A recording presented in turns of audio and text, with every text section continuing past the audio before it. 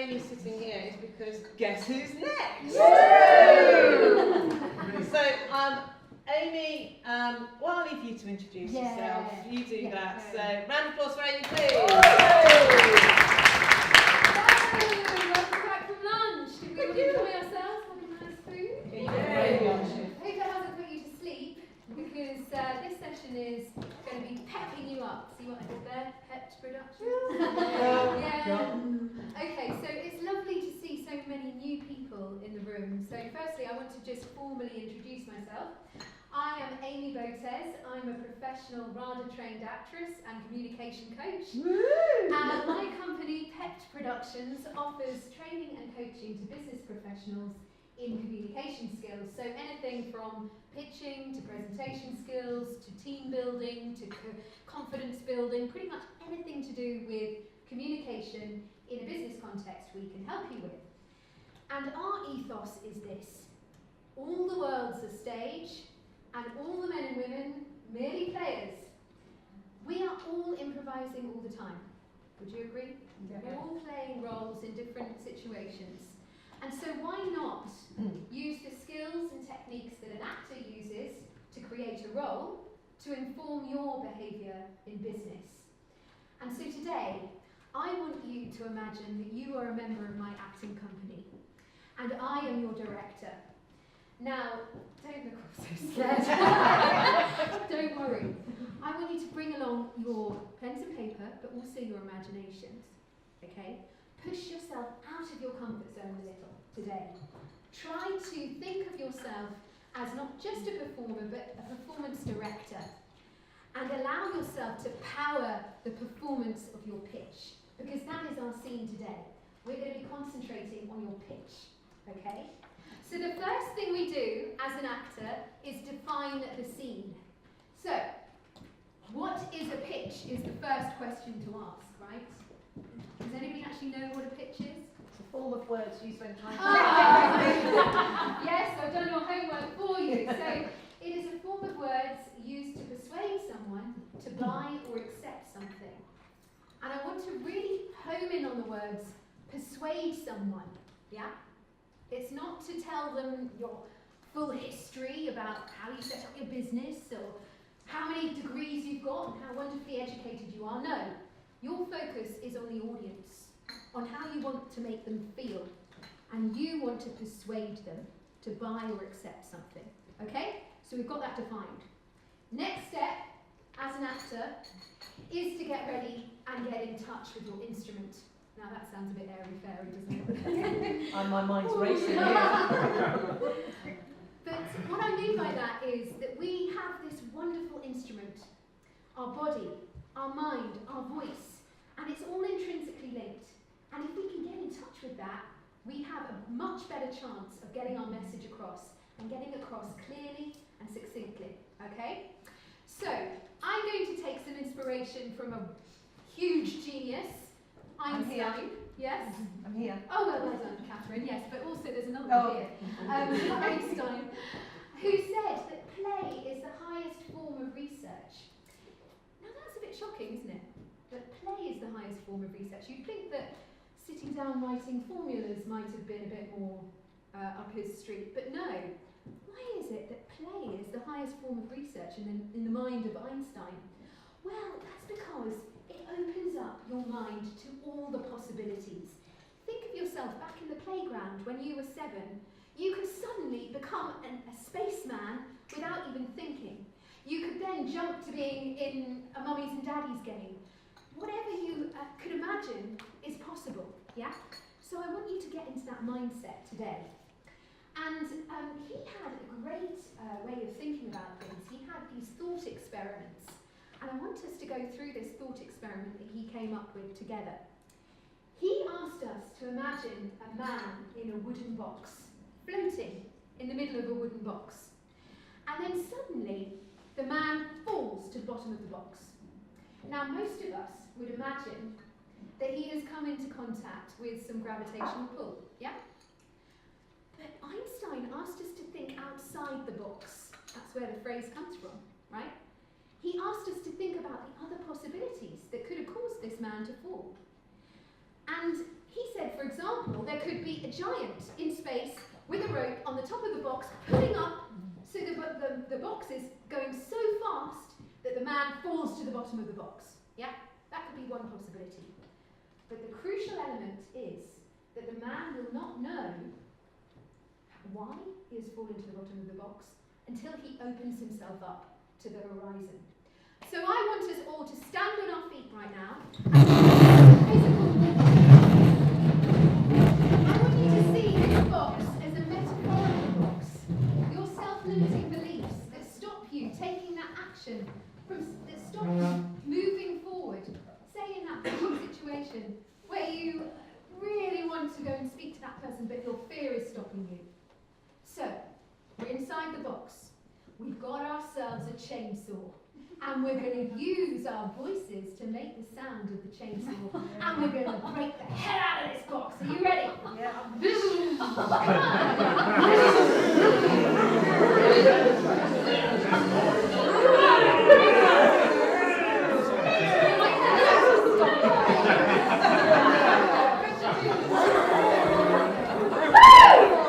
There we are.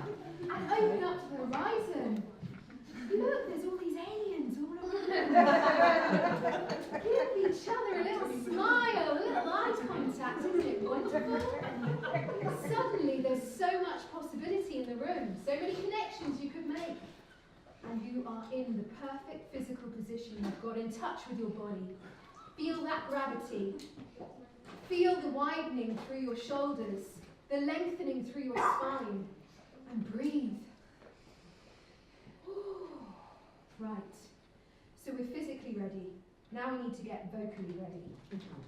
Okay. Do we sit or stand? You can stay standing. Oh, right. And firstly, I want you to take the palms of your hands like this and place them on your cheeks. And then just pull gently down and allow the jaw to hang. Isn't that wonderful? We hold so much tension in our jaws. And actually, if we can release the jaw, we release the tension all through the body, through the shoulders, through the spine, and through the bottom, and the feet, and everything there in the body is linked to this very strong muscle. And so you can actually massage the joint between the cheekbone and the jawbone, and just release that tension. And then we want to get in touch with the tip of the tongue, the teeth, and the lips, right? So we're going to start with the lips with a big Cheshire cat smile. And then we're going to go into a cat's bum. Cheshire cat smile and cat's bum. And we're going to get in touch with the tip of the tongue. Now these are quick hacks that you can use prior to going into a networking event, for example, or going up to speak at an event.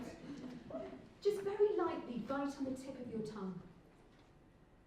That pinpoints where the tongue is, yes? And that is absolutely key for clarity in speech. But it also livens up the tongue. So we've got in touch with the tip of the tongue, the teeth, and the lips. But to bring all of that together, the physical, the vocal, the mental, we can use tongue twisters. And this is one of my favourites. This concentrates on the consonants particularly. And I believe the consonants are the linchpins of language, yeah? It's what gets us up that mountain. It's what slows us down, and it allows the audience to take it in, yeah? So I'm going to say this first, and then we're all going to say it together. Are you ready? Yeah. What are to do to die today at a minute or two to two? A thing distinctly hard to say, but a harder thing to do. What to do to die today at a minute or two to two? A thing distinctly hard to say, but a harder thing to do. Brilliant! Give yourselves a round of applause. I've tortured you enough. You can sit down. Okay. So I hit upon the overall objective of the scene, and that is to persuade someone to buy or accept something. We've got that sorted. But we need to delve deeper with our pitch, yeah? We need to think about every step of our pitch, the emotional intent behind it. It's not enough to just think, I want this. You've got to keep that in mind throughout your journey, throughout the pitch.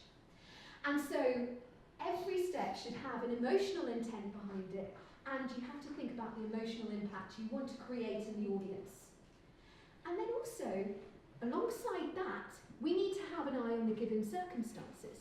Because it's all well and good to rehearse your pitch, have all your words ready, know your emotional intent, but then when you get there and you find that you're in a room with just one other person and you were expecting a room of 100, your performance has to adapt to those given circumstances.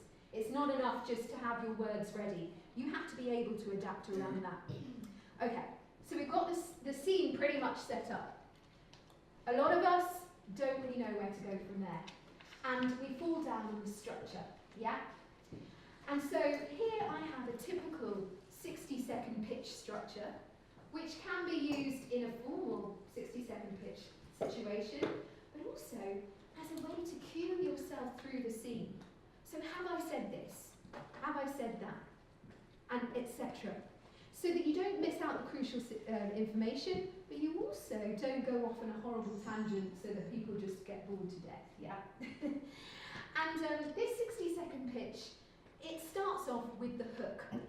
Very much like Asher was saying with the headline, you know, you've got to have something that grabs the audience, like literally like a hook, and reel them in, yeah? Then that goes into the who. Who are you? What is your name? And what is the name of your business? So many times I've been at a networking event and I've spoken to somebody for about half an hour, and they're wonderful, they're a really nice person, great business, but they've forgotten to tell me their name or the name of their business, and I'm not going to go away and do the research. So make sure that that's number one on your list. Secondly, the what. What problem are you trying to solve? We've hit upon that already today. It's all well and good having a great product, a great service, but if you're not actually solving a problem, then what's the point? And that leads me into how you are going to benefit them. Because again, they want a return on their investment. They're not going to just buy into whatever idea you're giving them because you're amazing. You've got to give them something of value. Yeah? And lastly, call to action. Here's my card. I would like to meet up for coffee. Yeah? Or here's a voucher code for my online course. Check it out. If you like it, we can do one-to-one maybe. Whatever it is, make it prescriptive. Make it so easy that they can go away and do it right there and then. Get that relationship going, get that momentum going so that you can reach your objective. And then, okay, you can use that as a pitch structure, but there's lots of different pitch structures you can use. Going into the one-word pitch, for example. One word, just to get the audience's attention, to bring them in, to intrigue them. Now, perfume companies do this very well. Love, like Calvin Klein. Yeah, what does that bring to mind? Immediately. Well, everybody wants love, don't they? Everybody wants to feel lovely. They want to attract love.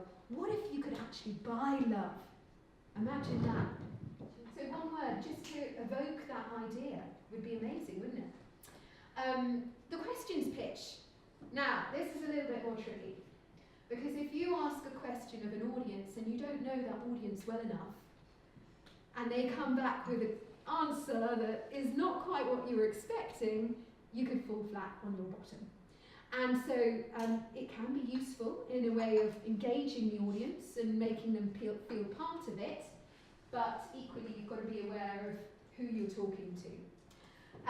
The rhyming pitch. Now, rhymes have been proven to be more trusted than prose. Weird, eh? But the part of the brain that deals with memory also deals with creativity. And so if you can manage to get into the brains of the audience and using creativity, you're likely to stay there. But you can go one step further, like Asher was talking about earlier, by using story. Why is story so powerful? Well, we're hardwired as human beings to respond to story. And why is that? Because it creates an emotional response. We can relate to it, yeah? And if we can create pictures in people's minds, it's likely that they will relate that to something in their lives and it will stay with them. That will lead to loyalty and trust building up. So, powerful powerfully done through story. Okay, keep that in mind. Now, we've got it all sorted. We've got the scene set up. Now what? A lot of us don't know how to perform, right? We have to start thinking of ourselves like our own performance director. And a good place to start is with vocal technique. Yeah? How many of us are actually aware of what we're doing vocally? Have you actually listened to yourself on a memo or something like that? Or even videoed yourself? Yeah. The odd time maybe? I would say make that part of your routine as you go through this networking journey as a new business. Listen to yourself doing your pitch before you go into the room. See what you're doing and analyse it. So start with pitching your pitch. Is it musically and emotionally fitting in with your message? So for example, you make habitually be very upbeat and excitable, and then you're trying to sell funeral services. Does that actually match your message? No. Equally, pace. A lot of us go very fast when we're nervous. Slow it down. Take a breath. It's lovely, isn't it? It also allows the audience to relax as well. And pause. Using pause can be incredibly powerful. Think of Winston Churchill. Yeah? Some of his speeches are peppered with huge dramatic pauses. And that gives gravitas to what is being said. But it also allows the audience to think through what has been said to them. And allows them to really take it in and have an emotional response. Emphasis, rhythm, volume, all of these things need to be taken into account. If you're in a room full of 1,000 people, you need to be aware of that. I mean, it's frustrating as an audience member if somebody's talking too quietly. It's really off-putting. It's horrible to listen to. You start worrying for them, don't you? Yeah? Make sure that your volume is matching your space, your given circumstances again. And then that takes me into modulation. Going up and down with your language is a good way of keeping the audience a bit more excited. Think of Chris Evans. There's a reason why he is paid so much, which is terrible, I know, but you know, there's a reason why. Because he has mastered the modulation in his voice so much so that you don't really realise it until you listen to it and you evaluate it. He is a master of vocal technique. And articulation, being clear. It seems like a given, but you'd be amazed at how many people get up to do a pitch and they talk about that. I'm not gonna give you the benefit of the doubt. I'm gonna assume that you're no good just because your performance is not matching what you're trying to offer. So work on your articulation. Use those tongue twisters. Really practice. Simulate doing a networking event pitch in your bedroom in front of somebody. Try it out and work on it as if you are rehearsing, yeah? And phrasing. How many of us have been in a room where there's a person of influence and we really want to talk to them, but we don't have anything to say, or at least we're not prepared? Have a few phrases ready in your little back pocket that you can pull out at any occasion that gets you on the train.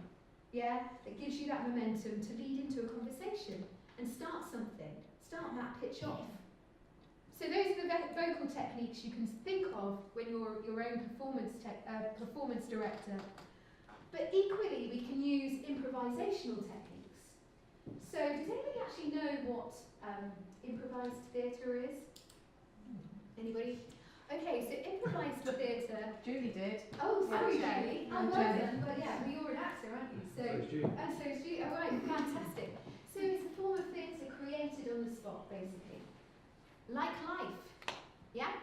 And improvised theatre has a set of rules that you can follow. So the first rule is yes and. What does that mean? Well, as opposed to no but. How many of us have, again, been in that room and there's somebody there you want to speak to and you go, oh no, but I've not got a pitch ready, I can't do that. Yes and it. Yes, meaning I accept what's happening to me and I'm going to build with it. And this happened to me. I was at the rugby club one Friday night. I had a couple of gins. This was before I gave up drinking. And I was not expecting to pitch at all. And a friend of mine came up to me and she said, oh, Amy, do you know what? I really want to introduce you to this woman from such and such company, because I'm sure she'd be really interested in what you do. And I thought, oh, okay, fight the no but, fight the no but. Yes, and this was a business that I'd been trying to break into for quite a while. I've been cold calling, I've been emailing to no avail. And it was my fear that was getting in the way of this opportunity. So I decided to yes and it. And I went over and we had a chat as human beings, and we got on well, we had good rapport, it was lovely. And then she gave me an offer, and that's the second rule, open to offers. Whatever they're giving you, be open to it. And she said, oh, can I have your card, because I'd like to give it to my boss, and then she might be interested and she might get in touch. Again, I was fighting the fear, but thankfully I had a card somewhere stuffed in my pocket, and I gave it to her, and she took it, and I took that risk. And 9 times out of 10, it's worth taking the risk, yeah? Because 2 weeks later, that boss got in touch, and it led to something, yeah? And if I hadn't have yes-anded it, open to offers, and taken that risk, nothing would have happened. You've got to push yourself in these situations. And also expect the unexpected. Because so many of us, we think, oh, well, I'm immediately going to get rejected. This person is amazing. He's a top CEO of a company. He wouldn't talk to me. But expect the unexpected, because you know what? It could pay off. And even if it doesn't, and you fall flat on your face, so what? Revel in your mistakes. That's the next rule. You know, I've been on stage so many times where I've got something wrong, and the audience love it. Yeah. They're just like, yes! It's reminding me that I'm alive, that I'm a human being. You know, to sell is human, and the human connection, the emotional connection is all part of that. And reminding each other that you're not just a robot. Don't lead with fact, lead with emotion, yeah? And lastly, we are all part of the same company. We're all players on the world stage. There is a place and a role for all of us, and so we should buoy each other up, yeah? Be there for one another. Because even if that other person may be your direct competition, they could be your step to something amazing. And regardless of that, just be open. Yeah? Be open, because you don't know where that will lead. And it could enrich your life. And that's really what business is about, right?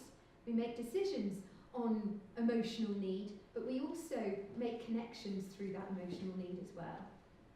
So, I want to do a little experiment. I have left my bell over there, so I shall quickly go and get it. Revel in your mistake, everybody. And I want to do this experiment, right? So I want you to get into pairs. Name yourselves A and B.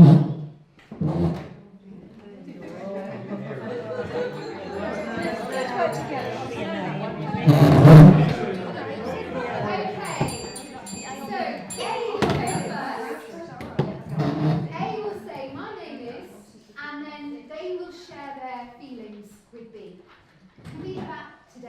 How you're feeling, and just have a little conversation around that.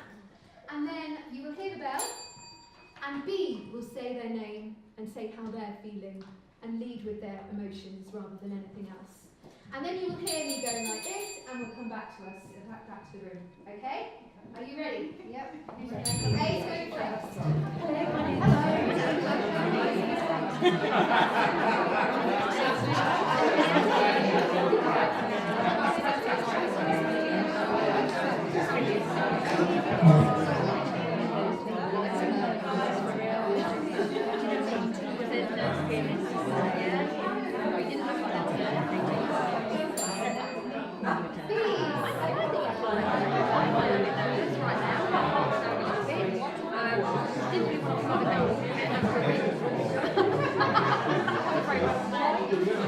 And I'm going to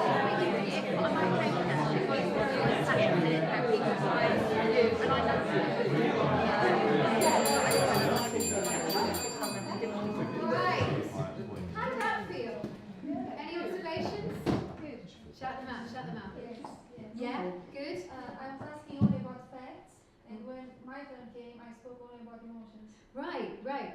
And so, how did it feel to share your emotion? It was good, but I felt bad because I asked her only about pets. Right, right. But then, actually, when it came to your point where you were sharing your emotions, did it soften the relationship a little bit?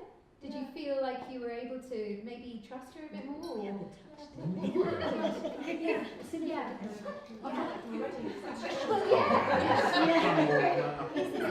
how that can open up a conversation so much better than just leading with a fact, right? Any other observations? To say about what you were saying about. As soon as you say, like, about rejection, for instance, I was like, oh, don't worry, we'll like the touch. Yes. What's stopping you? Your body language changes. Completely. I was just like, oh no, don't feel like that. And if he had said, I'm selling such and such today, what would happen? Yeah, immediately your wall would have gone up. Yeah. And it's somehow getting over that gap between you and the other person. And in networking situations, it's really false, isn't it?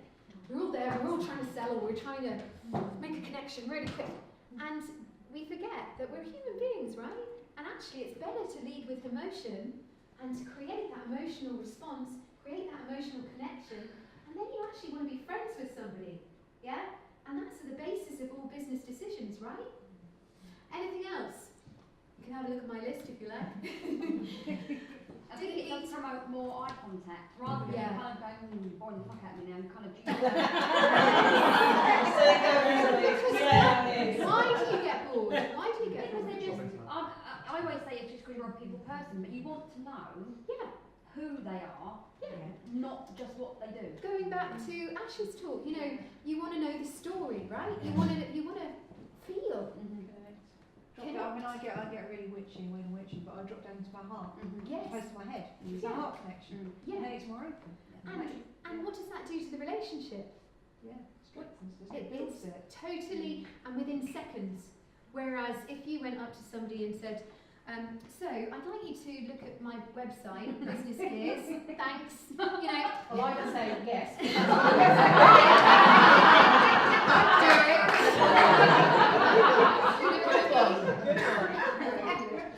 But you know what I mean? Yeah. Anything else about what we were talking about? Physical stability, for example. Did that help to feel a bit more in your body? I don't know. Maybe you could try that with some of your rehearsal. Vocal clarity. Does it matter if you can hear somebody? Yeah. It does. And helping somebody if they're not very confident, right? You know, so you can encourage them to come out of their shell, for example. Always be the host in a way, Feels less false as well. Yeah. And why is that? Because you're talking about things that are real as opposed to trying to work from a script in your head. Yeah. And being vulnerable. And vulnerability leads to what? Trust. Yeah. And loyalty. Don't you agree? And would you buy from that person because of that? Yeah. Definitely. Well, people buy people, don't they? Exactly. To sell as human. He's sold out for you. Yeah. And so therefore you would reach your objective to persuade someone to buy or accept something. Whereas if you were just sticking to structure, fact, it's not the same at all, is it? So yeah, and likability is the key, right? I think it's nice you form that sort of bond very, very quickly, because I used a couple of emotions in Daniel, automatically came back with the same things, and so it was that sort of empathy, which in sales you need to build that very quickly. And it's a knock-on effect sometimes. Suggestion leads to, open to offers leads to the next point in the story, and building on that together. Yeah, the yes and thing going on. Yeah. Just something that Heidi said. I think when you talk about emotion, your tone of voice switches slightly. Yes. And I think you're more personable. Yeah, And definitely. I think kind of sometimes when some people give pictures about a business, it's very Dry. and like quite a hard voice. Yeah. And not like soft and. And that's something to keep in mind, because you do have to put the odd fact in, yeah, but you can soften it to match your objective. So, for example, if you were selling, I don't know, funeral services, you can think about the tone that's right for that message. Same with, you know, the clarity. If you want to go a little bit quieter, just make sure that you're still hitting the consonants, but you've still got that reverent tone. Yeah. So yeah, it's becoming aware of your performance, not just the content. Yeah, powering your performance with these different techniques. Any other observations at all? Some of you lot down here, come on. You're looking sort of slightly flummoxed. She told me stuff that I was very intrigued by. Right, yeah. Which I won't go into. But no, This was a safe place. But is it that the more they share, the more you care? That's yeah, the she opened premise? up to me, which I quite liked. Yeah, that's it. I have to say that's a new thing for me. Anybody that knows me knows that I come from a quite strict corporate background where you don't show vulnerability. Right. That's like blood in the water. Yeah. And I'm learning this year to be a little bit more vulnerable, Yeah. be a little bit more myself, and be a little bit more honest. Yes. Yeah. Because I mean, I wouldn't buy from somebody who isn't honest, right? Who isn't genuine. It's going back to that point made earlier about being genuine enough to be believed, you know.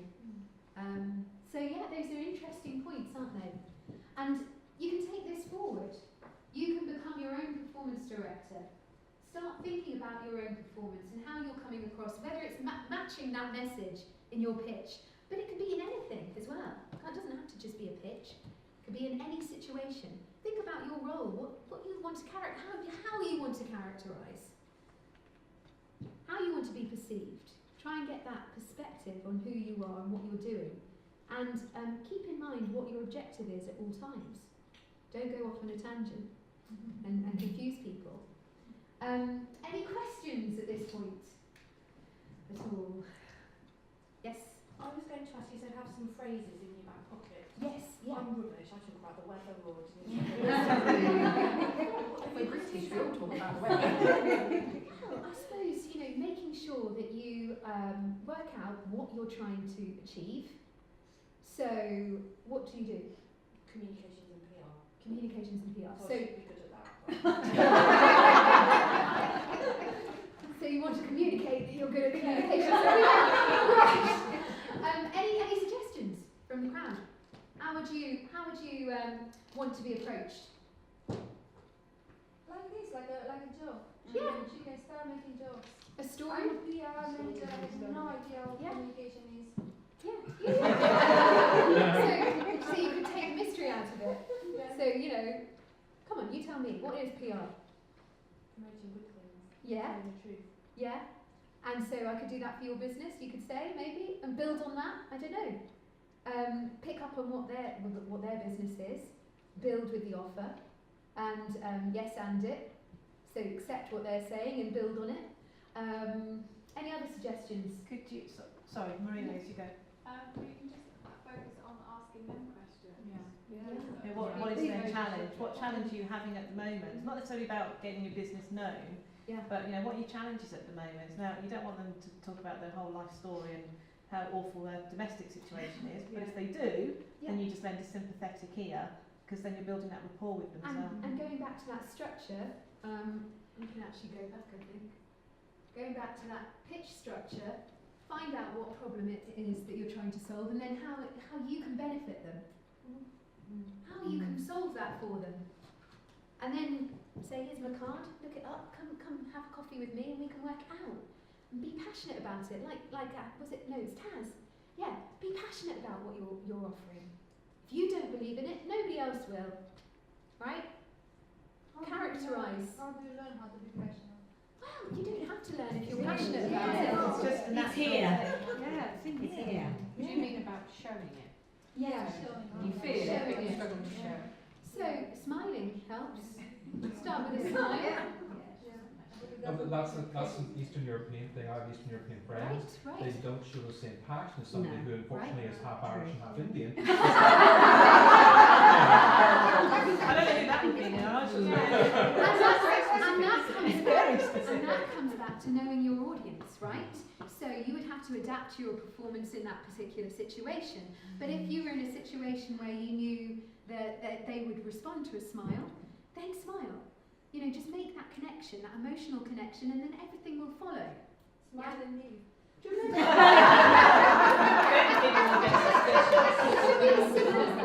Sheila, when she got up earlier and her eyes lit up when she was passionate about it, we all leaned in, right? Yeah?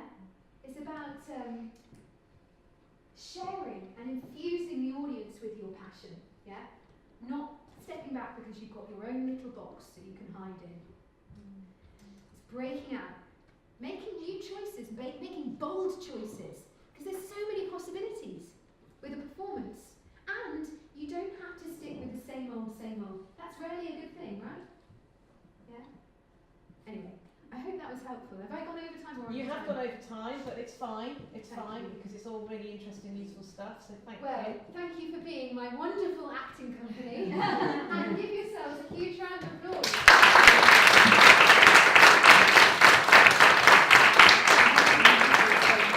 Does anybody have any questions for Amy at all?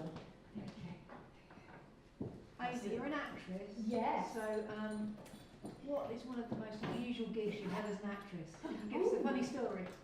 Yeah, so I played Hermia and Peter Quince in Midsummer Night's Dream with the Orchestra of the Age of Enlightenment, and we went to New York and performed at the Lincoln Center, and we performed in amongst the orchestra, and they used instruments as props, and so we pretended to play violin in the overture. I was sweating, I was so scared. It was 15 minutes to wait before I had to say my first line. I was Hermia, so I was pretty much straight on, and I had to jump up on this chair and say my line.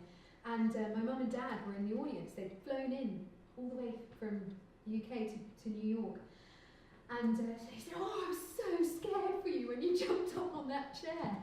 And I said, "Not as scared as I was." Because there's like literally a bank of people, 3,000 people in this place. And it's like iconic. It's a huge concert hall.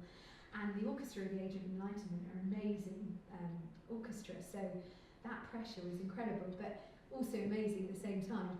We then took it back to the Royal Festival Hall, and again I was really, really scared. Loads of friends were in the audience, so that always adds pressure. And I came on stage halfway through and completely forgot my line, and I made up 4 lines of Shakespeare on the stage.